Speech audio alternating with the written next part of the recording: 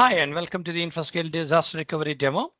Today, we are going to take a quick journey through how Infrascale protects and recovers Azure workloads from Azure Cloud or Azure HCI stack, specifically focusing on virtual machines deployed on the Azure environment. Our demo includes configuring the disaster recovery solution, performing image-based backup, replicating the data to Google Cloud, and performing a failover to Google Cloud Platform, followed by a failback. Before we dive in, let's ensure a few prerequisites are in place. Required ports must be opened between the appliance and the protected machines, the appliance and the Azure platform. This ensures secure communication for backup, replication, and failback and failover operations. Let's first look into our architecture.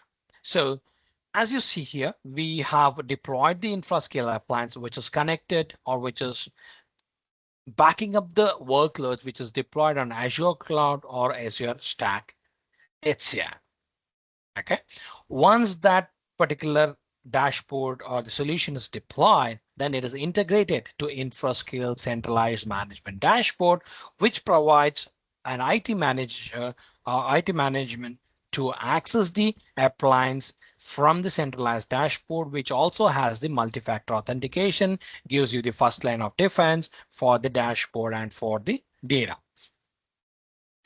Here, once the appliance is configured, then we configure the replication to the Google Cloud Platform where the data is replicated. And in case of a disaster, you can go ahead and spin up the cloud appliance within the Google environment, and you can scale the appliance based on your requirement. You also get a long-term retention there, and you can perform an instant recovery. So let's look into the Azure platform for this demo purpose. So as you see here, we have deployed a VM where we need to have our Cloud Failover appliance configured. So that VM will have the necessary resources so that we can deploy the environment. Then also we have a test server, which is configured for backup and restore. Once a VM is configured, okay, we will go ahead and deploy the Hyper-V manager. Within the Hyper-V manager, we configure the Cloud Failover appliance. Once a Cloud Failover appliance, let's say you are hosting few machines on the Hyper-V, we also have those machines configured here. Once done, we then go ahead and connect to that Hyper-V and back up those machines which are configured. And let's say you want to configure the machines which are configured on the Azure platform. So you go ahead and install an agent on that machine and then push client settings so that we can back up that server as well. So the PK Azure is the server which is deployed on the Azure cloud.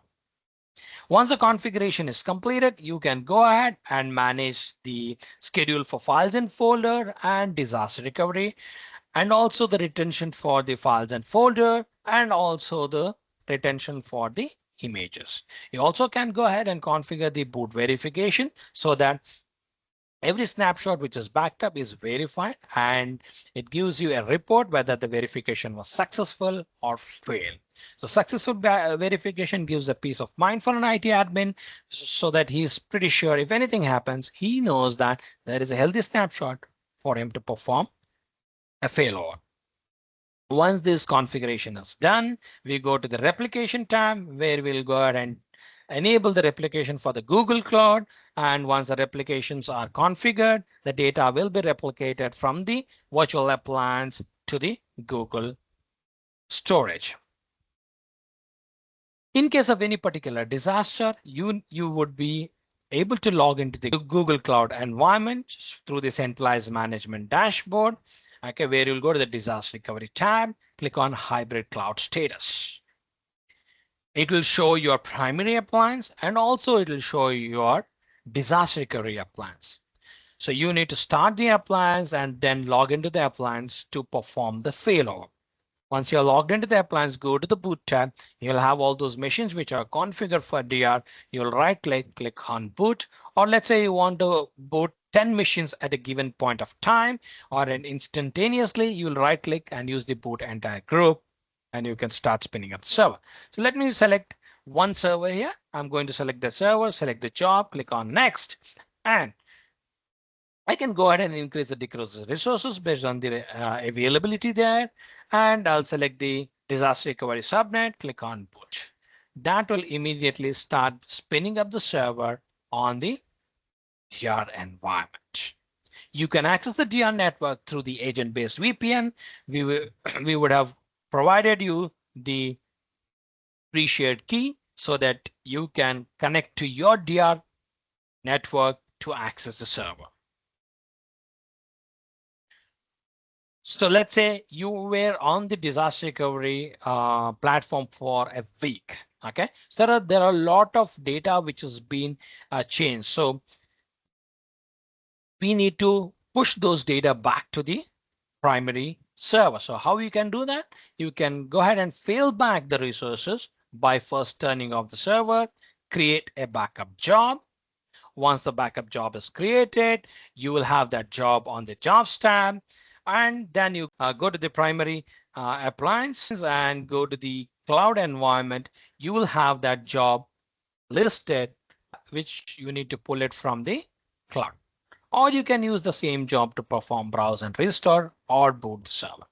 Okay, so this way you can fail back all the resources from the cloud environment to the Azure environment. So let me conclude here.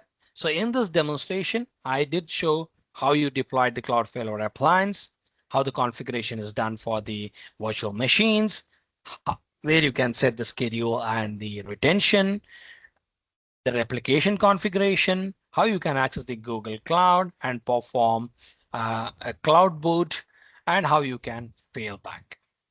So with Infrascale, you get a cloud agnostic, resilient, and easy to orchestrate, easy to fail back or fail over the solution that ensures your business stays up and running even when your primary cloud goes down. Thank you. Have a wonderful day. Bye-bye.